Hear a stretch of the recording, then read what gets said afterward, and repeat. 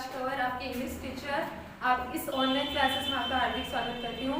आज हम पढ़ेंगे इंग्लिश ग्रामर का एक बहुत ही इंपॉर्टेंट टॉपिक जिसका नाम है मॉडल्स। ठीक है, मॉडल्स भी एक वर्ड होती है जिसका प्रयोग हम सेंटेंस के अंदर करते हैं, जिसको लगाने के कुछ रूल्स होते हैं और उनका प्रयोग सेंटेंस में कैसे करते हैं वो हम आज डिटेल में पढ़ेंगे। ठीक है सर, तो ठीक है, मॉडल्स एक वर्ब होती है। वर्ब के भी दो प्रकार होते हैं, ऑर्डिनरी वर्ब्स और ऑक्सिलरी वर्ब्स। ऑर्डिनरी वर्ब्स जो हम सेंटेंस में मेन वर्ब के रूप में यूज करते हैं उसको हम बाद में पढ़ेंगे। हमारा टॉपिक है ऑक्सिलरी वर्ब्स। ऑक्सिलरी वर्ब्स के अंदर ऑक्सिलरी वर्ब्स को भी 2 पार्ट में डिवाइड किया गया है, principal auxiliaries and modal auxiliaries. Principal auxiliaries के अंदर हम ये सारी हेल्पिंग वर्ब्स पढ़ते हैं, do, does, did, is, are, am, has, have and had. और मॉडल ऑक्सिलरीज जो हमारा आज का टॉपिक है जिसके अंदर may, can, shall, will, must, ought to, need not, might, could, should और वुड, इन मॉडल्स के बारे में हम एक एक करके डिटेल्स से पढ़ेंगे। फर्स्ट टॉपिक है हमारा कैन। सबसे पहले मॉडल्स को लगाने के कुछ रूल्स होते हैं। जो ये है फर्स्ट रूल है, मॉडल के बाद हमेशा वर्ब की फर्स्ट फॉर्म का प्रयोग किया जाता है। जब भी हम सेंटेंस के अंदर मॉडल का यूज करेंगे उसके बाद हमेशा मेन वर्ब की फर्स्ट फॉर्म ही आएगी। वर्ब के साथ एस या ईएस, आईएनजी, ईडी कुछ भी नहीं लगेगा। सेकेंड रूल है, मॉडल पर सब्जेक्ट के जेंडर, नंबर का कोई प्रभाव नहीं पड़ता है। चाहे वो एक वचन हो तो भी कैन मॉडल लगेगा, चाहे बहुवचन हो तो भी कैन ही लगेगा। और first person, second person, third person का भी कोई भी प्रभाव मॉडल पर नहीं पड़ता है। फर्स्ट मॉडल है हमारा कैन। इसका प्रयोग हम यूज इन प्रेजेंट टेंस, इसका प्रयोग हम प्रेजेंट टेंस के अंदर करते हैं, वर्तमान काल के अंदर। To express capacity, ability, request, command, permission, वो भी इनफॉर्मल परमिशन के लिए हम कैन का प्रयोग करते हैं। ठीक है, फर्स्ट है, मैं आपको एक एक एग्जांपल दिखाऊंगी इन सबका। I dash lift 4 kg at a time. मैं एक समय में 4 किलो वजन उठा सकता हूँ, तो ये अपना फिजिकल एबिलिटी दिखा रहा है, उसके लिए हम मॉडल कैन का प्रयोग करेंगे। I can lift 4 kg at a time, वो उसकी क्षमता है, उसकी ये ताकत है, एबिलिटी है कि वो एक समय में 4 किलो वजन उठा सकता है। चाहे वो एबिलिटी मेंटल भी हो सकती है कि वो मेंटल एबिलिटी को दर्शाने के लिए भी हम कैन का प्रयोग कर सकते हैं, और फिजिकल एबिलिटी को दर्शाने के लिए भी हम कैन का प्रयोग कर सकते हैं। सेकेंड इसका एग्जाम्पल है, I dash solve this puzzle, मैं इस पहेली को हल कर सकता हूँ, तो वो उसकी मेंटल एबिलिटी है, उसके लिए भी हम कैन मॉडल का प्रयोग करेंगे। थर्ड हमारा रूल एग्जांपल है, dash I use your pen, क्या मैं आपका पेन यूज कर सकता हूँ, तो क्या मांग रहा है, परमिशन मांग रहा है, इनफॉर्मल परमिशन मांग रहा है, तो हम इसके लिए कैन मॉडल का प्रयोग करेंगे। परमिशन मांगने के लिए हमेशा कैन मॉडल का प्रयोग करते हैं। इनफॉर्मल, वो परमिशन इनफॉर्मल होनी चाहिए, जैसे अपने फ्रेंड से, अपने रिलेटिव से, वो जो हम परमिशन मांगते हैं वो इनफॉर्मल होती है, अनौपचारिक होती है। फोर्थ है, you dash go now, you can go now, ये क्या है, ये कमांड है, तुम अब जा सकते हो, तो वो कमांड दे रहा है कि तुम अब यहाँ से जा सकते हो, उसके लिए भी हम कैन का प्रयोग करेंगे। तो आपने देखा हमने कैन का प्रयोग किस किस के लिए किया, टू एक्सप्रेस, ये दर्शाने के लिए, कैपेसिटी, क्षमता, एबिलिटी, उसके पास ये योग्यता है या ताकत है, रिक्वेस्ट, प्रार्थना करने के लिए, कमांड, आदेश देने के लिए, और परमिशन, इन सब भावों को व्यक्त करने के लिए हम कैन मॉडल का प्रयोग करते हैं। नेक्स्ट हमारा मॉडल है कुड। ये जो कुड है ये कैन का ही पास्ट रूप है, यानी कैन का प्रयोग हम प्रेजेंट टेंस में करते हैं, लेकिन कुड का प्रयोग सेम चीजों के लिए हम पास्ट टेंस के अंदर करेंगे। अगर आपको सेंटेंस में पास्ट टेंस की कोई भी हेल्पिंग वर्ब, मेन वर्ब दिखे तो आप उसके लिए कुड का प्रयोग करेंगे। Use in past tense, can के पास्ट रूप में इसका प्रयोग होता है। इसका प्रयोग हम पोलाइट रिक्वेस्ट के लिए कैन का प्रयोग भी करते हैं, लेकिन ये जो कुड का प्रयोग है इसमें पोलाइट रिक्वेस्ट होती है, जो हम प्रार्थना करते हुए और ज्यादा विनम्र होती है। पोलाइट रिक्वेस्ट का अर्थ होता है विनम्र निवेदन। जनरल पास्ट इंसिडेंट्स, सामान्य भूतकाल की घटनाओं को दर्शाने के लिए भी हम कुड का प्रयोग करते हैं। थर्ड है फैक्चुअल पॉसिबिलिटीज, यानी वास्तविक संभावना, जो संभावनाएं वास्तविक हो उसके लिए हम कुड का प्रयोग करते हैं। एग्जाम्पल, एक एक एग्जाम्पल के द्वारा हम इसको डिटेल में पढ़ेंगे। फर्स्ट सेंटेंस है, dash you give me some money please, क्या तुम मुझे कुछ पैसे दोगे कृपया करके। तो ये क्या कर रहा है, पैसे मांग रहा है, तो हम पैसे मांगेंगे तो ऐसा नहीं मांगेंगे कि तुम मुझे पैसे दो, हम उसको पोलाइटली बोलेंगे, पोलाइट रिक्वेस्ट करेंगे कि क्या तुम मुझे कुछ पैसे दे सकते हो। तो उसके लिए यानी हमें पोलाइट रिक्वेस्ट करनी है किसी चीज के लिए, तो हम उसके लिए कुड का प्रयोग करेंगे। नेक्स्ट हमारा सेंटेंस है the road dash be block, वह सड़क रुकी हुई हो सकती है। तो ये क्या है, वास्तविक संभावना है, सड़कें बंद होती है, ये वास्तविक संभावना है। उसके लिए हम किसका प्रयोग करेंगे, कुड का प्रयोग। यानी ये संभावना है, बट वो संभावना कैसे होनी चाहिए, फैक्चुअल होनी चाहिए, वास्तविक होनी चाहिए, कल्पनाशील नहीं होनी चाहिए। थर्ड है I dash swim swiftly when I was 10 years old, जब मैं 10 वर्ष का था तब मैं बहुत आसानी से, या स्विफ्टली का अर्थ होता है तेजी से, तब मैं तेजी से स्विम करता था। तो ये क्या है, वो अपनी पास्ट कैपेसिटी को दर्शा रहा है। मैंने बताया था कैन का जो ये प्रयोग है वो इसके पास्ट रूप में होता है, तब हम कुड का प्रयोग करेंगे। यहाँ पे व्हेन आई वाज, यहाँ पे आप वाज देखोगे तो आपको पता चलेगा कि ये पास्ट टेंस का सेंटेंस है, तब हम इसके लिए पास्ट टेंस की एबिलिटी को दर्शाने के लिए या फिर किसी भी पास्ट इंसिडेंट, किसी भी भूतकाल की घटना को दर्शाने के लिए भी हम कुड का प्रयोग करेंगे। नेक्स्ट हम मॉडल पढ़ेंगे मे।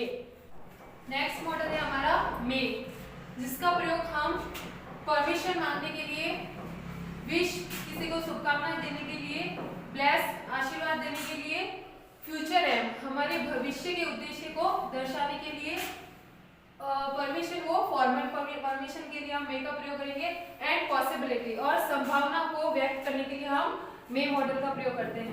हम सेंटेंस के द्वारा इसको समझेंगे।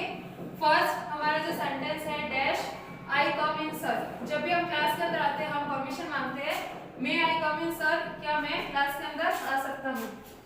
तो उसके लिए हम कौन सा मॉडल का प्रयोग करेंगे, मे का। फॉर्मल परमिशन के लिए हम हमेशा मे का प्रयोग करते हैं, मे आई कम इन सर, क्या मैं अंदर आ सकता हूँ सर। सेकेंड सेंटेंस है the clouds are dark in the sky, आकाश के अंदर आज काले बादल छाए हुए हैं, सो इसीलिए इट डैश रेन, आज बारिश हो सकती है। तो वहां पे क्या है, संभावना है, वो भी क्या ज्यादा संभावना है, उसके लिए हम किसका प्रयोग करेंगे, मे का, क्योंकि आकाश में काले बादल है तो बारिश हो सकती है, ज्यादा संभावना है कि बारिश हो सकती है। तो संभावना को दर्शाने के लिए हम, पॉसिबिलिटी को दर्शाने के लिए हम मे मॉडल का यूज करते हैं। नेक्स्ट सेंटेंस है डैश गॉड ब्लेस यू, भगवान तुम्हें आशीर्वाद दे। तो ब्लेस यू, यहाँ पे देखो मे का प्रयोग हम किसके लिए करते हैं, आशीर्वाद देने के लिए करते हैं, तो खाली जगह में आ जाएगा मे गॉड ब्लेस यू। या फिर आप इसके द्वारा भी समझ सकते हैं, सेंटेंस के लास्ट में एक्सक्लेमेटरी साइन हो, उसके आगे उस सेंटेंस के अंदर हम मे का प्रयोग करते हैं। नेक्स्ट है she will work hard so that she dash pass, वह कठिन परिश्रम करेगी, सो दैट ताकि सी में पास, वह पास हो सके परीक्षा में। तो ये क्या है, अपना फ्यूचर एम दर्शा रही है कि भविष्य में वो, भविष्य का उसका उद्देश्य है कि उसे पास होना है, तो उसके लिए हम किसका प्रयोग करेंगे, मे का। शी विल वर्क हार्ड, वह काफी कठिन परिश्रम करेगी ताकि सी में पास, वह परीक्षा में पास हो सके, उसका वो जो फ्यूचर एम है, भविष्य का उद्देश्य वो पूरा हो सके। मे का प्रयोग आपने समझ लिया। हम मे का प्रयोग परमिशन के लिए, विश शुभकामनाएं देने के लिए, आशीर्वाद देने के लिए, एंड फ्यूचर एम हमारे भविष्य के एम को दर्शाने के लिए, एंड पॉसिबिलिटीज संभावना को व्यक्त करने के लिए हम मॉडल का प्रयोग करते हैं, मे मॉडल का। नेक्स्ट हमारा मॉडल है माइट। माइट का प्रयोग, ये मे का पास्ट रूप ही है, मे के पास्ट रूप के अंदर हम माइट का प्रयोग करते हैं, जिसका प्रयोग रिमोट पॉसिबिलिटी में किया जाता है। रिमोट पॉसिबिलिटी का अर्थ होता है बहुत कम संभावना, यानी वहां पर संभावना ना के बराबर हो, उसके लिए हम माइट का प्रयोग करते हैं। कैसे, हम एग्जाम्पल के द्वारा समझेंगे। There are no clouds in the sky, आकाश में कोई बादल नहीं है, so it dash rain today, इसलिए आज बारिश हो सकती है। तो आज बारिश कैसे हो सकती है, जब आकाश में कोई बादल है ही नहीं, यानी ना के बराबर संभावना है, संभावना वहां पे व्यक्त हम कर ही नहीं सकते। तो जहां पर संभावना बहुत कम संभावना, यानी ना के बराबर संभावना हो, उसके लिए हम माइट मॉडल का प्रयोग करेंगे। नेक्स्ट एग्जांपल है he has done almost no studies, उसने बिल्कुल भी पढ़ाई नहीं की है, सो ही डैश पास, वह पास हो सकता है। तो ये सेंटेंस पॉसिबल नहीं है, क्योंकि वहां पे उसने बिल्कुल भी पढ़ाई नहीं की है, तो वो पास कैसे हो सकता है, बहुत कम संभावना उसकी, यानी जहाँ पे न के बराबर संभावना को व्यक्त करना है वहां पे हम माइट मॉडल का प्रयोग करेंगे।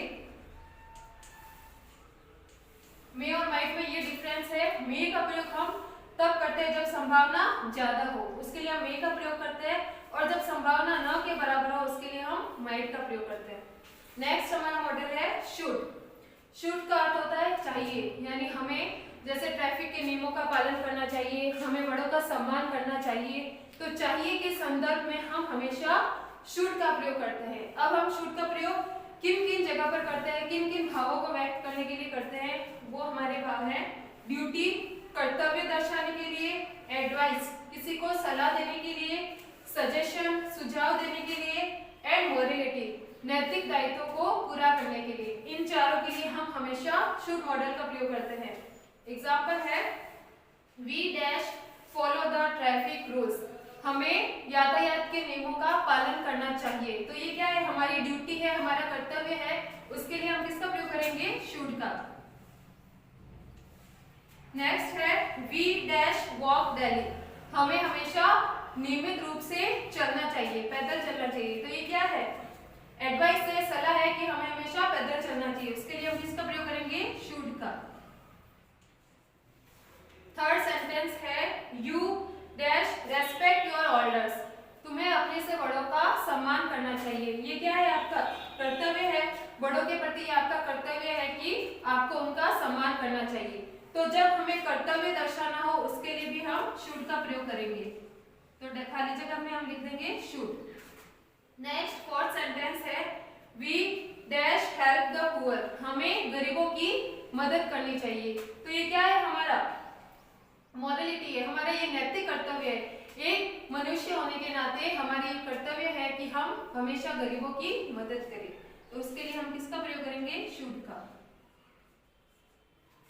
फिर नेक्स्ट हमारा जो मॉडल है वो है मस्ट। मस्ट का अर्थ हम निश्चितता के तौर पर, यानी वो कार्य हमें करना ही है, उसके लिए हम मस्ट का प्रयोग करते हैं।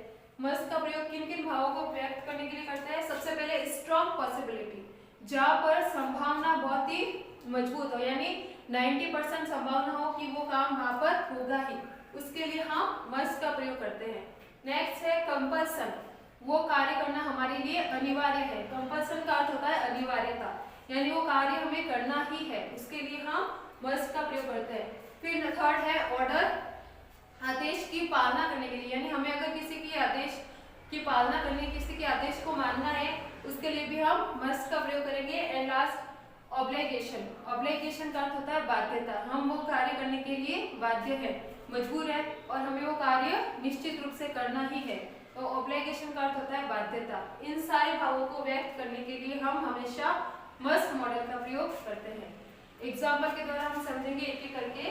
फर्स्ट हमारा जो सेंटेंस है, students dash come on time in school, विद्यार्थियों को हमेशा समय पर विद्यालय आना है। तो ये क्या है, कंपल्सन है, अनिवार्यता है, कोई भी बच्चा 9 बजे नहीं आ सकता, 10 बजे नहीं आ सकता, उनके लिए समय पर आना जरूरी है, तो ये इनका कंपल्सन है, तो उसके लिए हम कौन सा मॉडल का प्रयोग करेंगे, मस्ट का।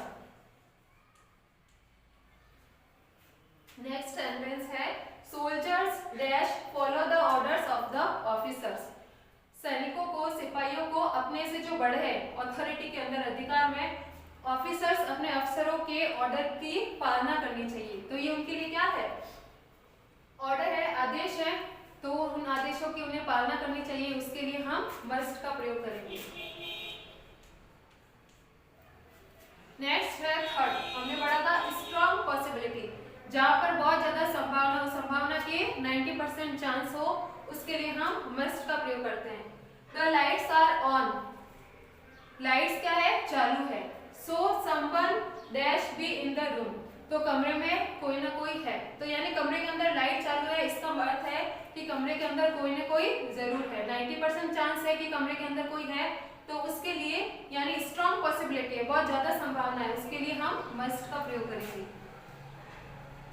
Someone must be in the room, कोई ना कोई कमरे के अंदर जरूर है। नेक्स्ट सेंटेंस है यू आर इल, तुम बीमार हो, so you dash consult A doctor, तुम बीमार हो तो तुम्हें एक डॉक्टर से कंसल्ट करना चाहिए, परामर्श लेना चाहिए, यानी तुम्हें डॉक्टर को जाके दिखाना चाहिए। तो ये क्या है, कंपल्सन है, बाध्यता है कि तुम बीमार हो तो तुम्हें जरूरी है कि तुम डॉक्टर को दिखाओ, तो उसके लिए किसका प्रयोग करेंगे हम? मस्ट का। नेक्स्ट हमारा मॉडल है विल या शैल। इन दोनों का प्रयोग हम एक साथ करेंगे, यानी दोनों का प्रयोग सेम भावों को प्रदर्शित करने के लिए होता है। बस डिफरेंस ये है कि विल का यूज हम फर्स्ट पर्सन के साथ करते हैं, फर्स्ट पर्सन यानी आई और वी के साथ। आई और वी के साथ हम हमेशा विल का प्रयोग करते हैं। एंड नेक्स्ट शैल का use second person and third person. Second person के अंदर आता है यू और थर्ड पर्सन क्या आता है? ही, शी, इट, देम। ठीक है, आप यहाँ पे कंफ्यूज हो रहे होंगे क्योंकि टेंस के अंदर हम उल्टा करते हैं। टेंस के अंदर हम विल का प्रयोग सेकंड और थर्ड पर्सन के साथ करते हैं और शैल का प्रयोग यू और फर्स्ट पर्सन के साथ करते हैं। लेकिन मॉडल के अंदर इसका उल्टा होता है। मॉडल में हमेशा हम विल के यूज के साथ आई और वी के साथ विल का यूज करते हैं और बाकी बचे हुए पर्सन के साथ हम शैल का यूज करते हैं। किन किन मूड्स को, किन किन भावों को प्रदर्शित करने के लिए हम विल और शैल का प्रयोग करते हैं? पोलाइट रिक्वेस्ट, नम्र निवेदन के लिए, वार्निंग, किसी को चेतावनी देने के लिए, या फिर थ्रेट, धमकी देने के लिए, प्रॉमिस, वादा निभाने के लिए, एंड डिटरमिनेशन। डिटरमिनेशन का अर्थ होता है दृढ़ निश्चय। दृढ़ निश्चय या दृढ़ संकल्प को प्रदर्शित करने के लिए भी हम विल या शैल का प्रयोग करते हैं। विल का प्रयोग आई और वी के साथ और बाकी बचे हुए सब्जेक्ट के साथ शैल का प्रयोग। जैसे एग्जाम्पल है, फर्स्ट एग्जाम्पल है आई डैश हेल्प यू, मैं तुम्हारी मदद करूंगा। तो ये क्या है? प्रॉमिस है, यानी वो वादा कर रहा है कि मैं तुम्हारी मदद करूंगा। तो प्रॉमिस को दर्शाने के लिए हम आई के साथ किसका प्रयोग करेंगे? आई देखो फर्स्ट पर्सन में है तो आई के साथ हम विल का यूज करेंगे, तो खाली जगह में आ जाएगा विल। इसका नेक्स्ट शैल के द्वारा मैं आपको समझाऊंगी। Next dash you help me please, कृपया आप मेरी मदद करेंगे। तो यहाँ पे देखो, यहाँ पे भी यही भाव है, तो लेकिन यहाँ पे पोलाइट रिक्वेस्ट है। पोलाइट रिक्वेस्ट का भाव है, यानी वो निवेदन कर रहा है यू हेल्प मी प्लीज, कृपया करके आप मेरी मदद करेंगे। तो हम सब्जेक्ट को देखेंगे, यहाँ पे सब्जेक्ट है यू। यू आता है सेकंड पर्सन में, सेकंड पर्सन के साथ हम यूज करेंगे शैल का, तो खाली जगह के अंदर आ जाएगा shall. Shall you help me please, polite request को दर्शाने के लिए, और क्योंकि यहाँ पे सब्जेक्ट यू है इसके लिए हम इसके साथ शैल का प्रयोग कर रहे हैं। अदरवाइज आई और वी के साथ हम विल का यूज करेंगे। नेक्स्ट है you dash not make a noise in the class, आपको कक्षा के अंदर शोर नहीं करना चाहिए। तो ये क्या है? ये आपको वार्निंग भी दी जा सकती है कि आपको कक्षा के अंदर शोर नहीं मचाना है। आपको टीचर चेतावनी देते ना कि अब आपको क्लास में शोर नहीं करना है, तो वार्निंग को दर्शाने के लिए हम किसका प्रयोग करेंगे? विल और शैल का। यहाँ पे सब्जेक्ट क्या है? यू है। यू क्या है? सेकंड पर्सन, इसलिए हम इसके साथ शैल का प्रयोग करेंगे। You shall not make a noise in the class, तुम्हें कक्षा के अंदर शोर नहीं करना चाहिए। नेक्स्ट सेंटेंस है आई डैश पनिश यू, मैं तुम्हें सजा दूंगा। तो ये क्या है? थ्रेट है, यानी धमकी है कि मैं तुम्हें सजा दूंगा। थ्रेट दे रहा है वो सामने वाले को, तो इसके लिए किसका प्रयोग करेंगे हम?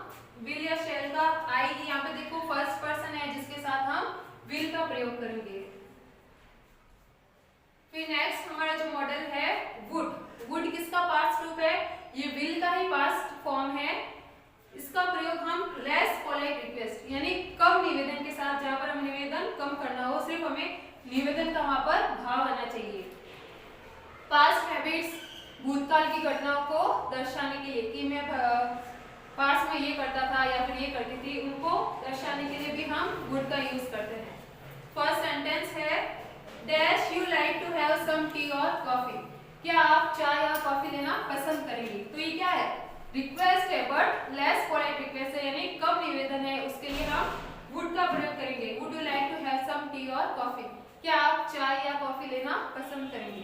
तो ये रिक्वेस्ट कर रहा है बट लेस पोलाइट रिक्वेस्ट है, यानी इसको सिर्फ बताना है कि आप चाय या कॉफी लेंगे, ज्यादा रिक्वेस्ट का भाव नहीं है। इसके लिए हम वुड जो हमारा मॉडल है इसका प्रयोग करेंगे। नेक्स्ट सेंटेंस है I dash walk 5 kilometres in my childhood. यहाँ पे देखो इन माई चाइल्डहुड यानी मेरे बचपन में, तो ये अपने पास्ट हैबिट को बता रहा है, भव यानी वो भूतकाल में अपनी घटना को बता रहा है, अपनी आदत को बता रहा है कि वो जब वो चाइल्डहुड था यानी उसका बचपन था तब वो क्या करता था। आई यहाँ पे डैश खाली जगह में आ जाएगा वुड। पास्ट की हैबिट को बताने के लिए, भूतकाल की घटनाओं को या भूतकाल की आदतों को बताने के लिए हम हमेशा वुड का प्रयोग करते हैं। I would walk 5 kilometres in my childhood. मैं अपने बचपन में हमेशा 5 किलोमीटर चलता था। तो ये उसका 5 किलोमीटर, ये उसकी पास्ट हैबिट है, भूतकाल की आदत है। तो वो अपने बचपन में 5 किलोमीटर चलता था, इसके लिए उसे हम वुड का प्रयोग करेंगे। ये जो सारा जो मैंने अभी आपको बोर्ड पे लिखा है ये आपको कॉपी के अंदर करना है।